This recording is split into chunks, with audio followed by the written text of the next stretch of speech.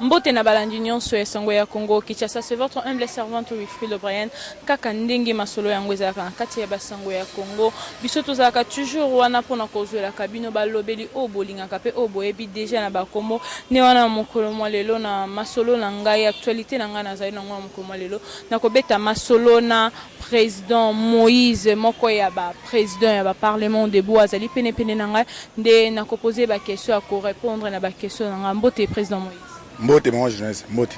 Président Moïse boni nzoto. Nzoto eza bien na ngolo nzambe. Président Moïse tokolobela kaka makambo etali République démocratique du Congo o ezali mboka na biso Congo na biso tolingaka vraiment mingi ndenge makambo ezali ko se passer awa mo ba malentendu ezali entre FCC cash parce que tozali komona bozali na moi koswa na moko na kati ezali o a lobby o azongisi o a lobby donc tozali ko comprendre te ezali nini nde ezali koleka na kati ya cash. Bon eloko zoleka entre cash na FCC. Bon, on les a 3 infos, 4 infos, ça se répéter. Mais en bas là, tout le monde qui est bandé on a biso, basé en volonté, les peuples d'abord. Et on te dit qu'il y a tout, il faut tout respecter. Au moins d'une année, qui a tout ce qu'il y a 4 ans, biso en compte à rendre pas peuple congolais. Mais tout le monde qui est bandé on a basé en mauvaise foi. Donc on va signer la part diabolique qui n'a Satan que non, bah congolais basé en bonne été. Ok, biso il dépêche de lutter pendant plus de 37 ans. Ils ont aventuré, mon lit mentiré, ce qu'ils allaient, go ping na qui m'a sorti il dépêche partout ya mais toi pèse sa idéologie et pour les peuples d'abord. Mais tu comprends que bah de quoi FC basé pour les ventes d'abord. Et on te dit si bango boy. Année 2020 ils ont année aventuré. Aux allemands bah IDPS, aux allemands bah INC, tout ça prend les peuples d'abord. Oh tout à cause de la voix na bisoté on va l'écraser. Donc les ana baye bakende les ana président ko dissoudre l'Assemblée nationale. Ils ont dit commando toute les réalité à ko dissoudre l'Assemblée nationale. Donc biso na bango ba ça ba poni pour les ventres, biso pour les peuples. Moi tous ana bango c'est sika mo ezate. Mais moi si au bas les nanda ko sauter au monde que moi sans azo aider oté ba ça nda ba yebi, a aider oté voler. Faut divorce c'est la clé. Président Moïse. On peut te dire que non, comme bon ça volonté à bafouer à son mukondamboka, biso na bango simba sauter. Président Moïse Toyokaki na monoko ya chef de l'État kolobake parlement ekoki kozala bakoki ko dissoudre yango kaka soki ka ya crise moko persistante ezali nde parlement bakoki ko dissoudre mais tozali ko comprendre tout bino bozali kolobake chef de l'État il faut kaka a dissoudre parlement. Est-ce que vraiment il y a la crise na kati wana? Mais bon batebe ba comprendre bisoté. Article 148 de l'OIBOI. C'est crise entre le gouvernement et le parlement de l'Ebongo. Ce qu'on est au moins déjà, Mabunda répondre. Azali Mabunda, pas attaque madame Mabunda, bien mademoiselle Mabunda, mais Azali présidente et assemblée nationale. Au moins déjà, Azali parmi eux, Azali deuxième personnalité, c'est troisième personnalité à Mbok. Mais chaque fois que le chef de l'État sali discours, alors au moins il faut répliquer. Et là, c'est clairement que non, même si ce bel est idée Mabé, il y a ça là pour nous commander, Mkontamboka, à niveau c'est là, c'est la crise, il y a un autre que non, à niveau moi mars. Donc, dossier au nani à scellé ou à finance. A commis mon candidat à bloquer Mbonge Bimate. Ok, tu sais que d'après ce programme, il y a 100 jours pour n'abasso de motos. Mais il y a que non, RAE a remarqué 600%, bah, utiliser 70%, 30%, wana, à mon tête, moi, 100 jours, basso de motos, population inaugurée, liango moko lelo na pompage kuna. T'es présent dans Kikunate. Président akiti mais ba vidéo déjà tamboli bato bazaki sur terrain population bango moko ba inauguré ba longoli ba bloko e kala ki ona que mututé aleka parce que zana no inauguré te makambaso de moto président muto ya inauguré non mutu mo ya ba congolais zarada mutu mo ta inauguré kuna donc le président ba conseiller infrastructure azali OK ava koma faut bata la pona et c'est pona ndenge basala ngoza durabilité donc chef d'état yaka il faut assurer que c'est comme eza boyeboy dans un d'abord na question tunaki banga metali ya article 148. Donc article que non a aucun crise mais tout le monde déjà que non maloba ya mabunda ndenga lobby et là ça clairement que bateau yo baza na agenda caché moko ya mabe basa mo hypocrisie mo flatterie na 2000 na budget 2011 milliards bandi même to comprendre à travers déclaration à bunda ocha a menacé président article 165 ya destituer chef d'état au cas où il y a autre raison là c'est non crise ezali et puis crise ana to bité que les 24 notre les gars présent au dessus donc comment la session à mars et aux mois entre kabund na bango zo simbate ozomo da sele wana un ministre ya finance donc yo e ba nommé o ka pam inane donc président ba ne makamne bien ye moko mais yo e ba nommé yo oko et puis président pesa confiance aza jeune moko nde contenu ya recette asali na niveau ya DG wana yango président tel que non petit on nga zabe na tche wana revolé mais comme aza sima na ba kabila ba shadari ba pesa ba mauvais conseil azolinga s'opposer na vision mokonda boko yo ye d'abord mutaliboso otambola et puis zo la saklema que no crise ya nezali bazali na mois ya mars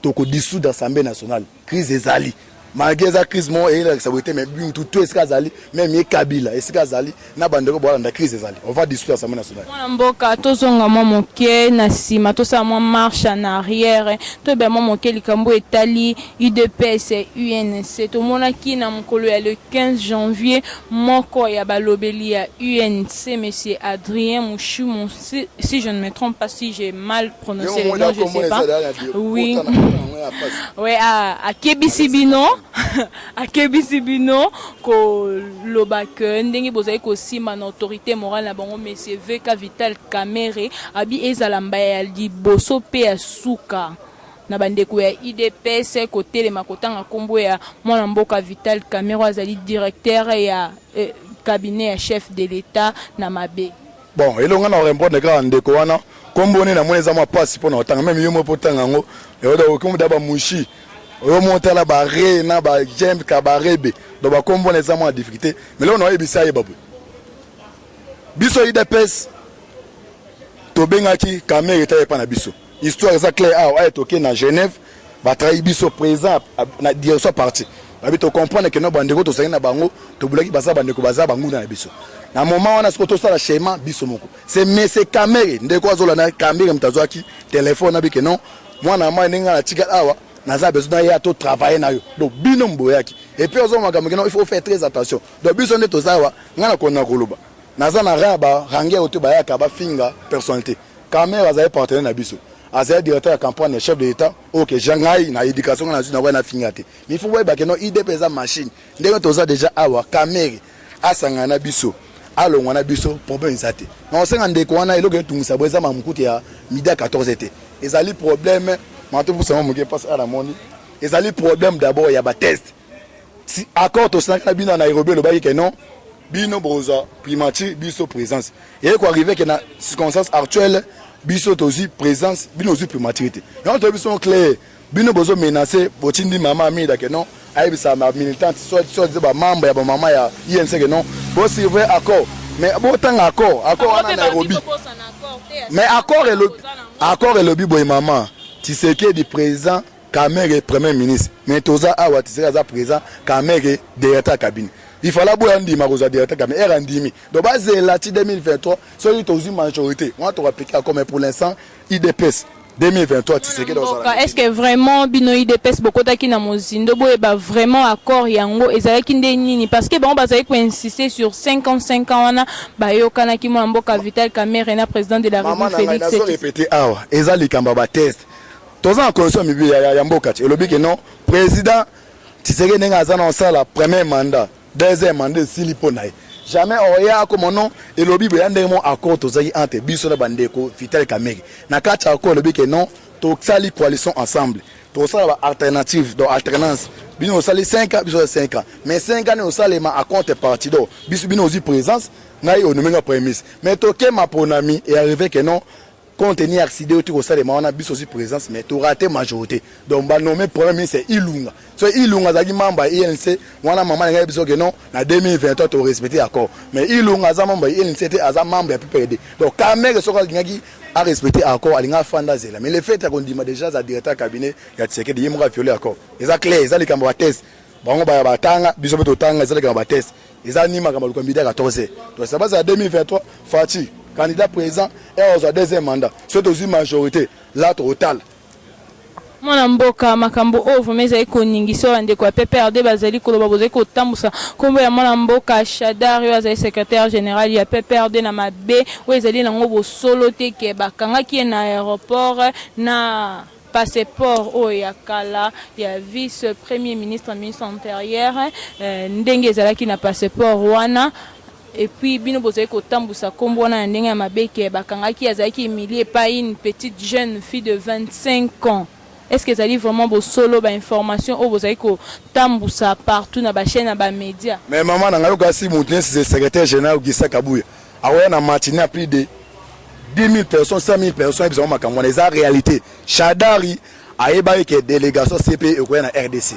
Alors, abandonner au banque, parce que par exemple, personne tout bazar le plus recherché. Ne bandolo sabel la des Chadari. Donc après Kabila, so mon dit Kabila tari donc fait nabi que non a chamuto pour na traingate. Et ça ben formation à solo Chadari ananga kima Burundi. Abi que Burundi asina charte ya CPIT. Akima kuna pona CP wazo moya kozaete. Ya ona okima wana comme bazar toujours ba fordé. Azaki na passeport ya VV. Azaki vice-premier ministre intérieur et akomi maman on a sali Moussa na eza information à solo abimite baboto les passeports. C'est ça, les informations solo mamna lo ba awa biso na Kinshasa ba auto baza na aéroport le bomika pona image ba boye ko zo ba image pona humiliation mais ça makamwa solo Chadari azaki empêché pona zaki na faux passeport nga kima niva Burundi pa yebi que non année 2020 année action. Ça makamba solo ça le coup des hommes solo. Mon mboka lelo le 31 janvier et puis lobby tozali déjà le premier mokolo kondo Etienne Tshisekedi wa Mulumba atika kibiso mawanini na kofanda ndako mokolo wana na pokwa koyoka ke ozalaki na ma ozalaki na koyoka ke Etienne Tshisekedi wa Mulumba c'est ko tika biso na libanda ya mboka. Bon, journée wana na eba ngai ngamna ndo pesa information à 10 mairie. Et comme 16h ba combattant moule beta mo mki a 10 mairie ba combattant ba na mama 6 que ça ba mo za permet à 10 mairie ba ba c'est présent mo zo pas information te souvent ça na courage mais jour wana non ça c'est comme si courage mo ça été na ye mbula on peut zo beta mangasi me beta ra eh bon na ya na mata na pesa information e na ye na match na 10 même na loba o bandeko bazaya ba ebi histoire na loba e na match ta op pesa information. Donc, journal n'a rien informé, c'est comme ça, informé que nos présents à sauter. Est-ce qu'il faut prier? Journal bien à 5 minutes, il faut prier pour nous Konjamoka. D'ailleurs, tout ça, check médical, à ça, à l'aise, vous prier. Mais même les combattants, à ce moment-là, ils ont pénalité. Donc, ça, journal, nayo, na liakité. Donc, on a la ligne, na salle d'insomnie. On a libre, on a des ola, comment est-ce ndoto. Pendant un moment, on a bandeko, Tshisekedi azaki ko incarner espoir. Donc tous les OK ba cop no boy ata pia ke zali so talika via zali courage ezaka mais sur total présent akei nani ako remplacer mais nazo ba jour ngo le lendemain na niveau ngingi na ingende nazo kende na kuta na ba combattant ba ye bazolela parce que à présent information pas na tongo pas ba information motambola ezalo kuta ezalo ba présent ezalo so bino présent za souti. Parce que les combattants bazolela ezana maman moko bazaki wana na coin azali comme une folle bazali for de butaliboma azoloba do bato ba kipeta alobi maman loba oyo bato bazali ngende se bo se souvenir na ngabo babi abisi ba combattants bino bozolela botika kolela nzabe muta permettre ça ya mabongo d'ailleurs mwana nae donc quand il parle de mwana ngana ebete mwana ngwezana ngamosko na lobi bongo maman wana ajoute ça pouvoir et nazo na ngende ba mona kesu azoloba ndeli bo matema bino botika kolela boli la pamba mwana nende mona ye mutu auza pouvoir ngamo na fana bi moment peu fatinde nde tozaki to ndi c'est fatigué vraiment Arsenal oyo Arsenal ouais oui on dit des prophéties Arsenal au Kabila za opena mbongo boy est oka mais Dieu merci nzamba retie molimo na mission na ye eza accompli IDPS Arsenal da pouvoir mais trop sepeda molimo na ye et kozala na kimia na bandeko bazai pas conseiller présent au bazan niveau parti bozala conscient malgré ba mbongo ozo mona mwa yaka nango me boyeba ke no litoyo eza na mutu moko wa se sacrifier ki nyonso apona to komona mwa oyo esika zali molimo ne ozana kima so yaki non vision na ngai o na sacrifier ki ezo continuer ozabe makasi ya to bise bande kwa FCC lita IDP so bomona c'est comme c'est cadeau za cadeau te to mériter et puis ne to zongo boto ça de toutes les façons le peuple d'abord perd l'espèce de limiter bande qualité et ça respecter lobby to za niveau asele pour to commémorer date à lobby de ça terrible.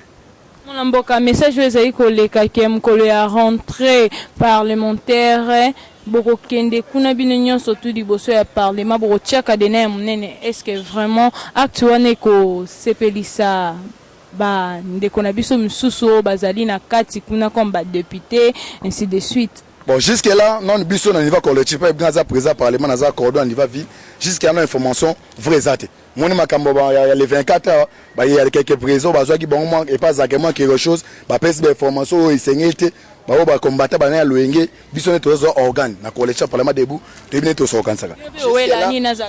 Pardon? To les a mon ba IDPS. A mon ba IDPS.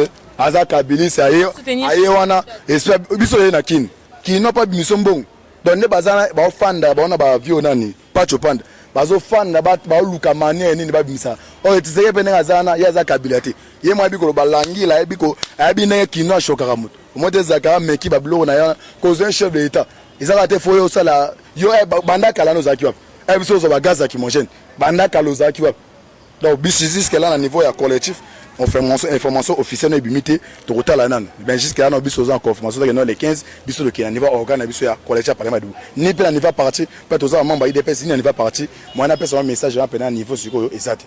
OK, merci mingi mwana mboka to komi vraiment nasuka mot de la fin na yo na bandeko bazali kolanda biso OK tobeti masolo tobeti na mokona lelo ba me ko un peu comprendre quelque chose sur ce qu'on vient de parler tout de suite là sur makambo etali République démocratique du Congo Congo na ngai na yo ya yepe ya biso nyonso. Bon, message on peut sa bandeko bolanda biso.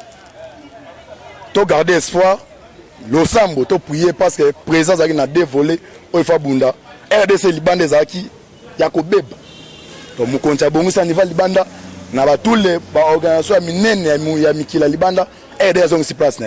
Deuxième volet za niveau ya awa na Congo. To za debandoki. La muka kotoyo na gauche FCC kotoyo na droite parce que biso ne tozawa ba congolais non ba congolais ba combattre battre les congolais baza besoin changement avec prière to sangana bomoko to zala sima mukoncha mboka déjà 2020 ça année action muta sima biki rouge na biki rouge aussi mbiwana ezalo moni muta IDPS ezalo moni muta INC ezalo moni muta FCC wa ko ya pona asala o bengi le ventre d'abord yo muta est-ce que ozotala ngai zo biki rouge na yo barre ndenge ba professeur ba corriger moi on a répondre réponse à lui na ngosenga bino prier makasi pona le Congo ils sont debout nzamba osunga président numéro 9 bon numéro na ngai za plus 243 097 14 32 430 numéro yo bandoko bazonga na ya WhatsApp umoni mikolo na za archive te ba yibe ba ngate téléphone ya ba criminel o bazo téléphone mikolo na niveau WhatsApp na za archive te mais numéro na ça sim blanche lelo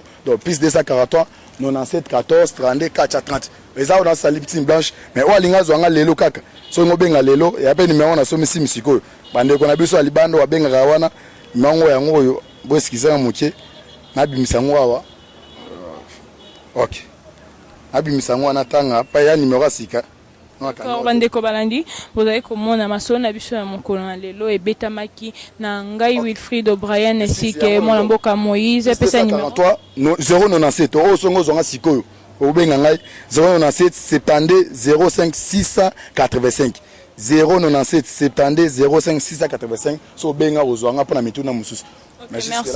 Merci mingi mwana mboka ndenge répondre na appel na ngai. Merci na maman na biso Wilfried bay moi ça l'équipe bango nyos. Merci mingi na bandeko balandi bozaki wana ya kolanda ngai na président Moïse azali moko ya ba président ya parlement debout na kati ya UDPS parti cher ya Kondo Etienne Tshisekedi wa Mulumba parti au pouvoir nde wana to betaki ne masolo etali République démocratique mboka na ngai ya yo ya ye ya biso nyonso na kopesa merci mingi na Gédéon Soli azaki na sima ya caméra pe na équipe technique nyonso to bazaka wana pona kosunga ka biso ke ba image to ba video na biso e mataka kuna na Londres na ekenge nyonso tu nde ngana bino tokutani à la prochaine na numéro ekoya. Merci. Eshima, votre magazine qui bat au rythme de l'actualité. Une réponse à vos besoins en information, un éclairage dans divers domaines. Impartial, documenté, instructif. Eshima au cœur de l'info. Retrouvez la nouvelle édition.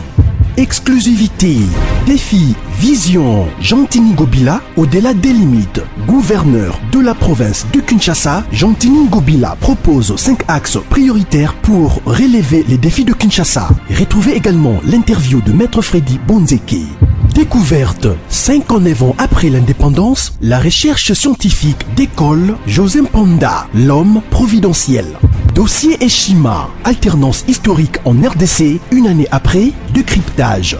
Nation, SNEL. Après les premiers forums sur l'énergie électrique, Jean Bosco Kayombo multiplie des actions de CLA.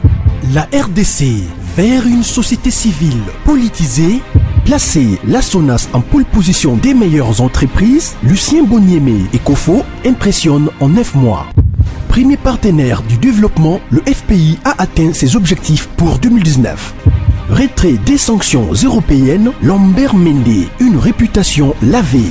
Dissolution de l'Assemblée nationale, les contours constitutionnels. Retrouvez l'intégralité du magazine Eshima dans les kiosques. Eshima Magazine, un nouveau standard d'information.